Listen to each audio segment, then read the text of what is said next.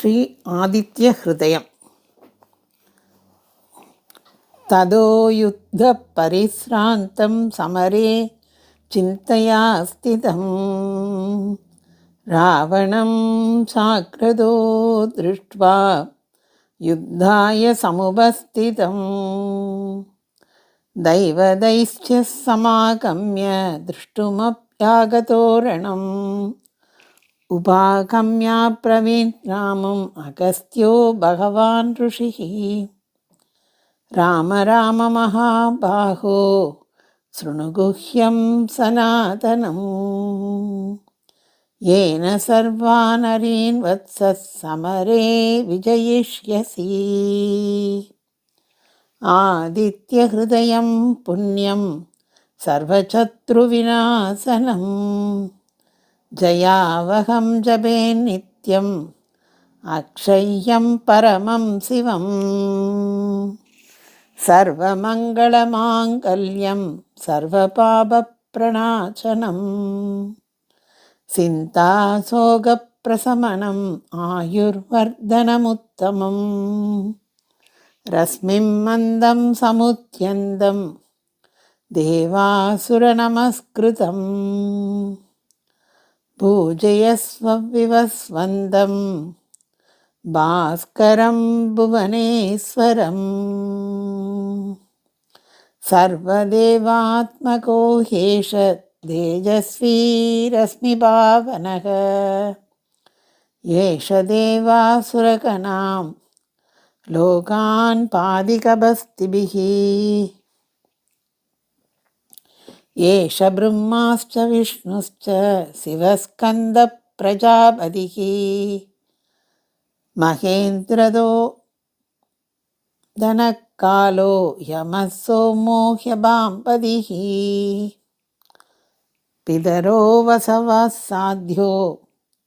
யஸ்மினௌ மருதோ மனுः வாயுர்வக்னி பிரஜாப்ராண ருதுகர்த்தா பிரபாகரः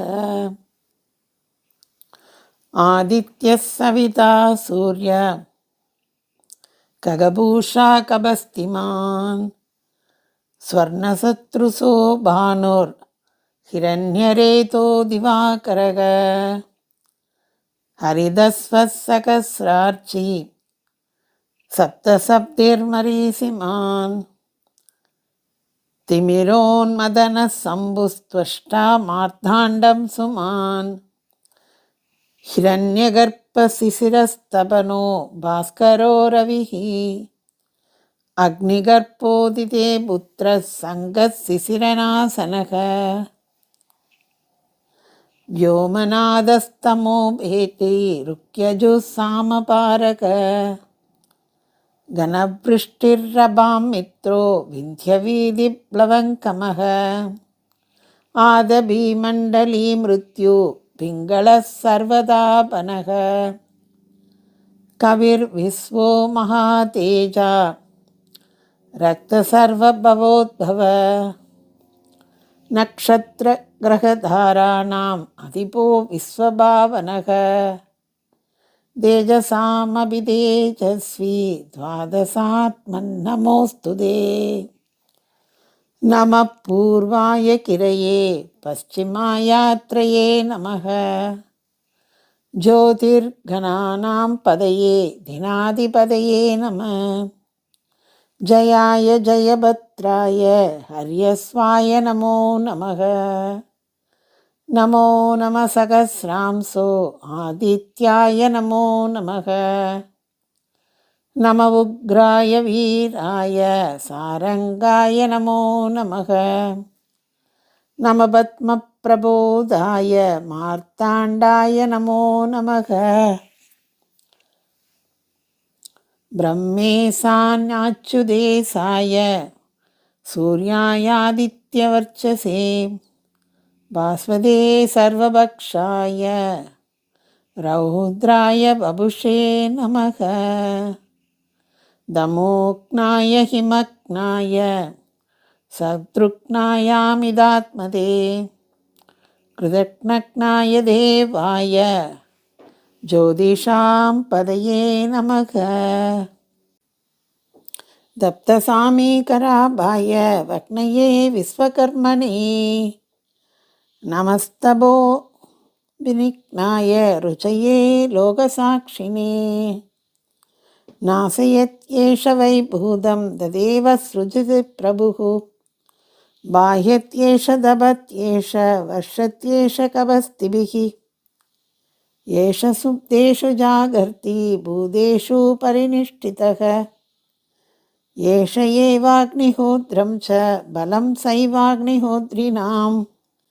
वेदाश्चक्रदवैश्चैव क्रतूनां बलमेव च